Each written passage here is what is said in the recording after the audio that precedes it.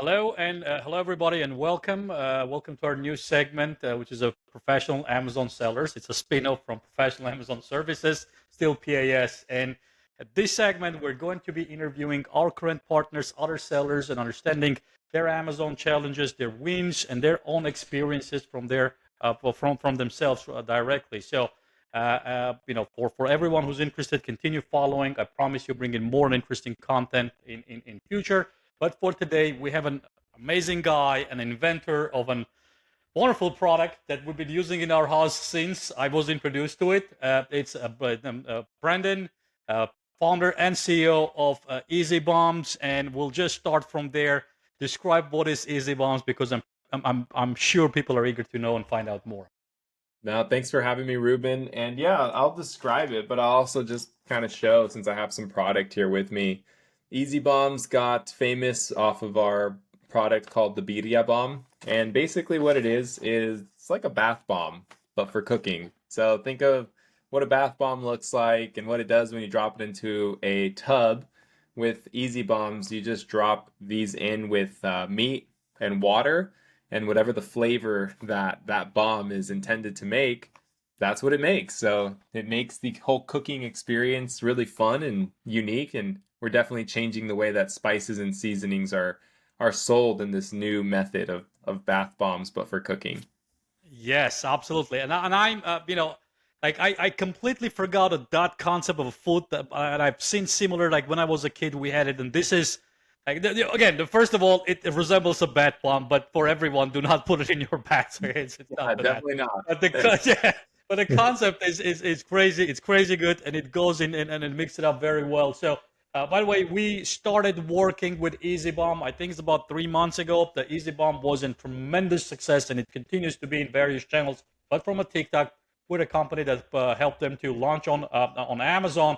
And one of the things that it was an incredible, and we'll get back to that. We become a number one seller, a bestseller in a Mexican spices category. Again, we'll get back to that. But before we go, as a company that was successful in TikTok and other platforms, and the thought process of hey, we need to move on Amazon, or we may need to Amazon. Can you tell us a little bit about that experiences and what was the maybe deciding factor that you need to be on Amazon, or the challenges that you may think that kind of would come with that when you do that? Sure, no, that's a good question. So we always knew we wanted to be on Amazon. We just weren't ready yet. And when I say we weren't ready yet is the business is just over a year old now. So we started back in November of 2023 and we started all of this just out of my mom's house. We had no idea how big Easy Bombs would get, how quickly it would scale and all of that.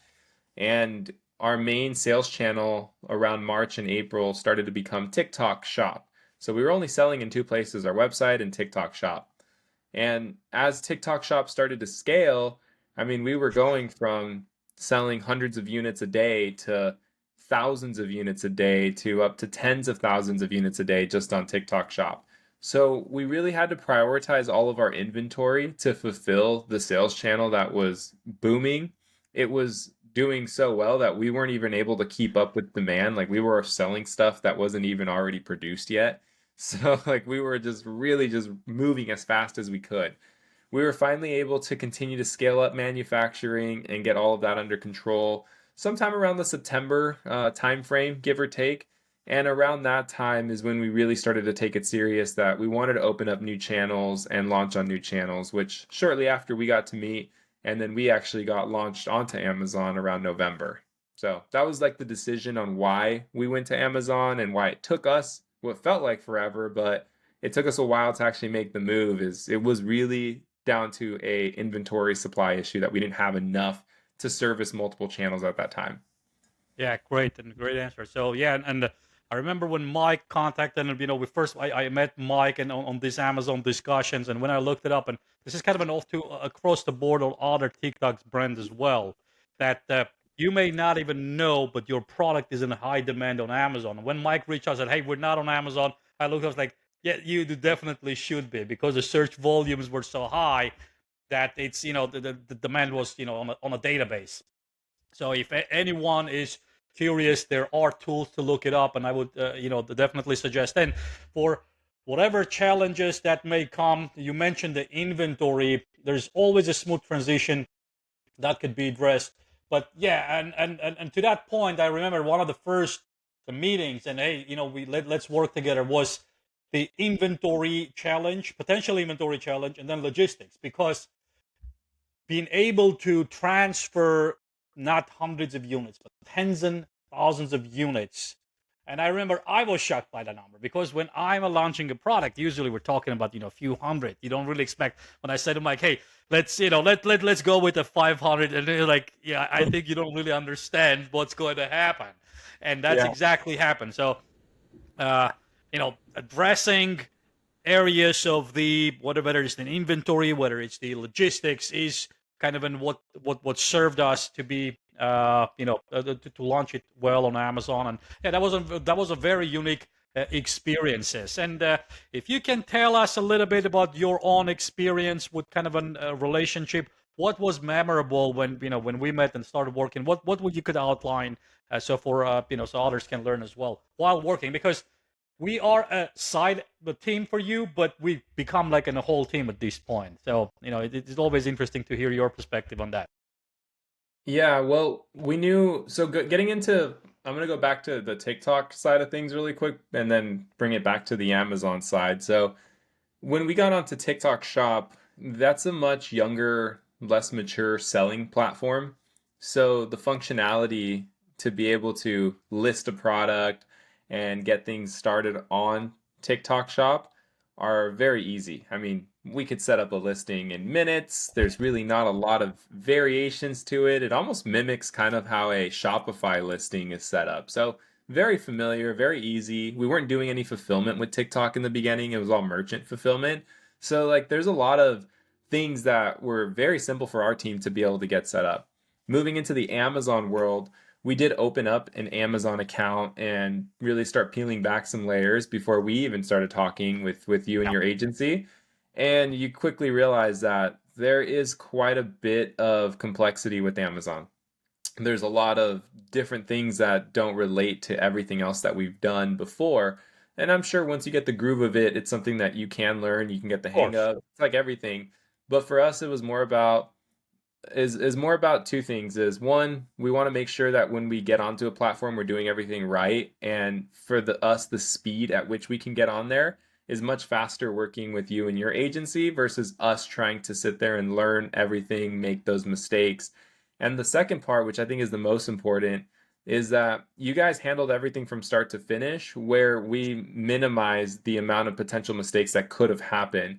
Because once you get started on the Amazon platform, it's not like we have an Amazon rep that we can just call, or we can't call Yeah. Jeff Bezos and ask him to remove this restriction. A lot of these things come into place, and if we don't hit all of their high standards right out the gate, it could really cripple our account. And then now that slows us down for another couple of months. So, instead of taking the approach of trying to save money and cost on doing it ourselves, we, I think, actually ended up saving a lot of time and made more money by being able to work with you guys because you guys got us stood up right away. And we have not had any problems with our account since we've been started. Thank you. I appreciate that, and it's a mutual learning, as I always say. With every partner we work, it's an like there is a wow moments, and there's something that I learned, because aside of everything, I'm a brand owner myself, so the brand learning about the brands and everything, it's a one side, but also it's a business, right? Like for someone like me who never attended a business school, who it's the greatest experiences and learnings came from meeting people like you and kind of wondering how you do it, how you think, even not even how you do, but how you think around the problems, around problem solving. So it's been mutual, and thank you for sharing that. And yes, I launched my first product in 2012, and it was simple. It was something you put out there, a couple of things, and it just goes. And right now, not to overcomplicate it, because it's my business, it's my service, and what I do, it become difficult. There are so many nuances that needs to be filled up completely, and I'm going to share more videos like on details, for example, listing attribution and such, that are important. That if you miss, you may miss something small, but then it may snowball to something bigger, or you are actually may miss something right away. So either I encourage all the sellers learning more as much as possible. Like, it's the best, because if the seller knows, if the brand owner knows what is it, it is easier for us even to work, because they already have a concept of understanding. So I always encourage that. But if you're not sure if you can do it 100%, it's always better to bring someone in and to work. And to that extent, I always say, hey, your brand was set to success. There was no doubt in my mind. Like, if you put it on Amazon, but doing it the right way, putting it to the right perspective, everything right, that would just catapult, and that's what we've seen. And the catapult was. So let's discuss a little bit about the actual success, what we've seen, which was, I remember the day that I emailed you, hey, I think we made it, because first we were number 3, and then we were number 1, and then we now have 2 or 3 products under the same Mexican spices. So yeah, the Easy Bomb's got to become number 1 best-selling product on Amazon under Mexican spices. So tell me a little bit about that, how it made you feel, and just a little bit on. Well, it was actually really cool to see the progression of things because it has happened really fast on the Amazon platform. But one thing that we just weren't used to is the amount of time it takes for maybe inventory to get into the warehouses at FBA. And then we started realizing, well, we can actually fulfill some of them in the meantime. But I'll still never forget when we first started, we shipped, I think, like 24 units of like the birria and then the pozole flavor. And I remember getting like an email that, okay, the units have arrived. They've injected them into the system. It might have been like late at night. And then when I go and I log into the account the next day, I'm like, why is it showing there's no inventory? Like, I don't see it on Amazon. What's going on? What was funny is that those initial 48 units, when they all went online, they were sold out within like the first hour. And Yeah. then the next ones come on, then they're sold out. So we're like, oh man, like this is crazy. This is gonna actually go really quickly then. So then we prepared our first big load. I think we sent like 20,000 units of the Yes, yes, different something like varieties that. that Yeah, we have all together. And it was really cool to see the ramp of the sales starting to grow, going from like $150 a day to then 250, then 400. And like we've just seen this slowly start build. Why would I say slowly? It's only been 2 months, but like over the last 2 months, we've yes, seen it go from like a couple $100 a day to like an average day is like 30 grand a day now with our yeah, products, which is just yes. also just insane to me.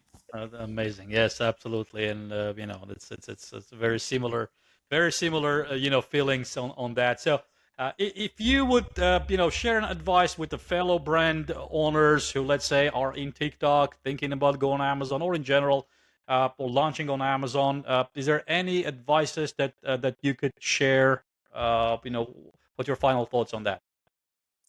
Yeah, I would say not just an Amazon thing, but coming around to like Walmart.com's, TikTok Shop, any of these other platforms, I think if you're a brand that's looking to get started on any of those platforms, it's easy to get caught up in the whole speed to market and trying to get onto these platforms as quickly as you can. And I think there's a right time and a place for every brand to be scrappy and do it yourself and make it happen yourself.